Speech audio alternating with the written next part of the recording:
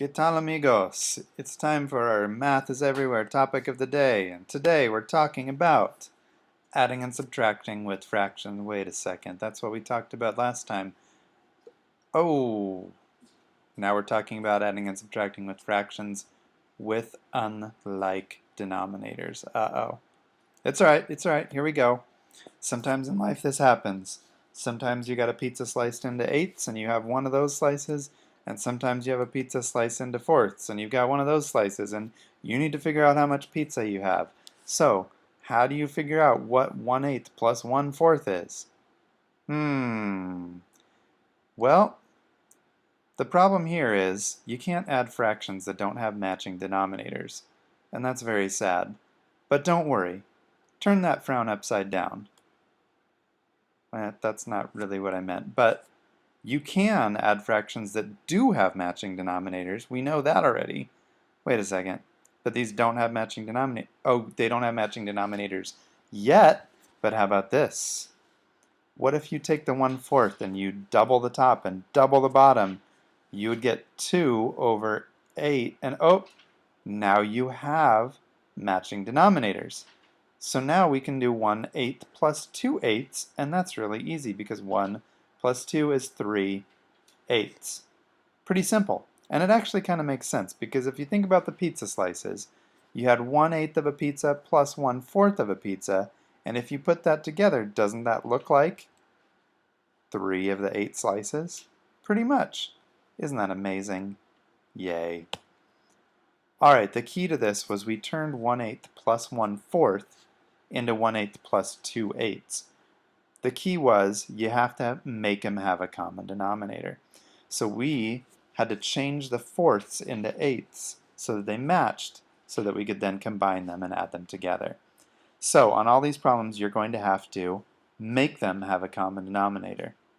If you don't remember how to do this, you might want to go back to the video on equivalent fractions. Alright, here's another example problem. Does it work with subtraction too? Of course it does. Same idea. We've got to make them have a common denominator. So we got to take the fifths and turn them into tenths. And we can do that because fifths turn into tenths pretty nicely. Okay, and then we'll be able to subtract the 1/10 from the whatever tenths. But how do we know how many tenths 4/5 is? Well, you've got to take the 5 and double it to turn it into a 10. So we're also going to have to multiply the top by 2. So if you take 4 times 2, you get 8, and our 4/5 became 8/10. And now 8/10 minus 1/10 is really easy. 8 minus 1 is 7/10.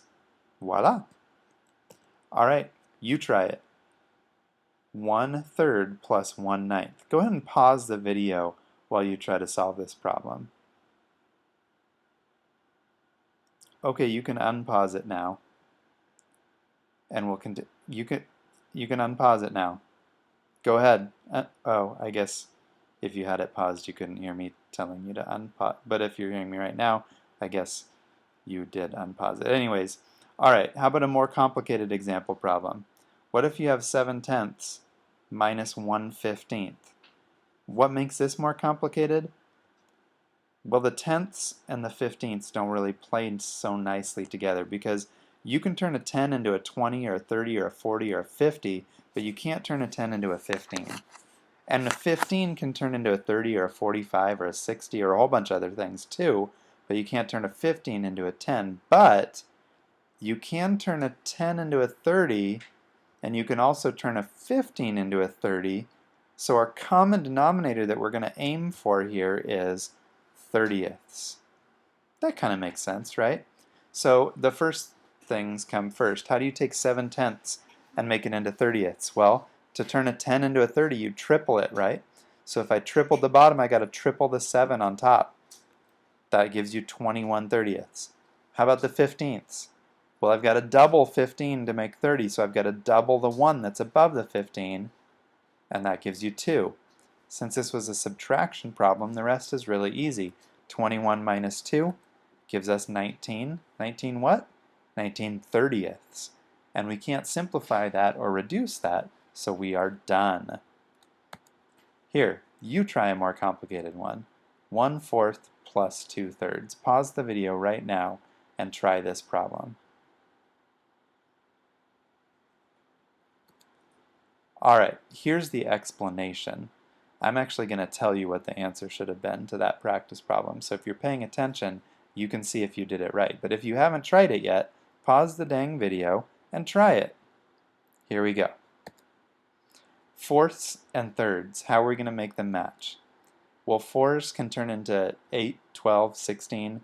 You could multiply by 5 to get 20, but you can't turn it into a 3. But 3s can turn into 6s or 9s or 12s or 15s. But wait, we don't have to worry about 15s. We can stop at 12s because 12 is our magic number here. We're going to turn both of these fractions into twelfths. How do you turn fourths into twelfths?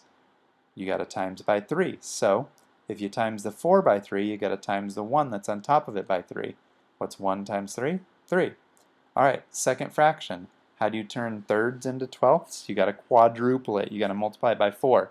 So if you'd multiply the 3 on the bottom by 4 to get 12, you got to multiply the 2 on the top by 4, and that gives you 2 times 4, which is 8. Was this an addition problem or subtraction? Oh, it was addition. So now all I have to do is 3 plus 8. That's easy.